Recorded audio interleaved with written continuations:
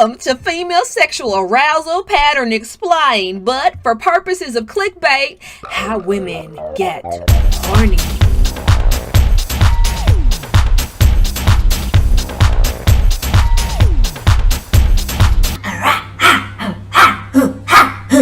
Alright, now that we've gotten that part out of the way, let's dive right on in, shall we? Masters and Johnson created a super comprehensive sexual response model that we're going to use today. It explains the act of sex in 4 parts: excitement to plateau to orgasm to resolution. For today's video though, we are only focusing on the first 2, excitement and plateau.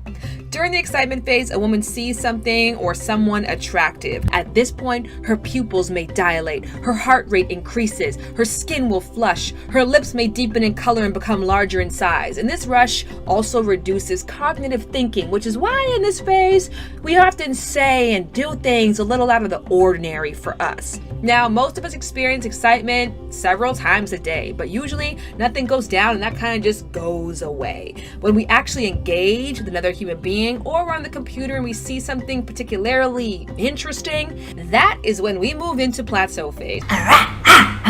Now, plateau phase is when a woman starts to get really worked up and the glands around the opening of the vagina and inside the canal begin to secrete a dense mucus-like substance. Not so fun fact, this fluid, because it is very dense in nature, is at high risk of carrying sexually transmitted infections and diseases, which is why protection is very important even prior to any kind of penetration.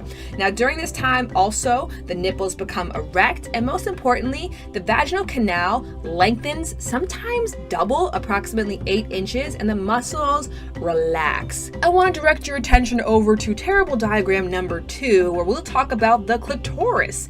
Little known fact is that women also have both erectile tissue and foreskin. When a woman is aroused, the clitoral hood, which is the skin covering the clitoris, peels back to expose the larger erect clitoris. Now, this entire transformation that the female body undergoes can take up to 20 minutes versus men who can go from 0 to hero sometimes in a matter of seconds. But it's important to look at this not as a drag, which is why I hate songs like The Dreams. I can give a fuck about the foreplay. I want it now. But as something wonderful and fun, like a play that unfolds one beautiful act at a time.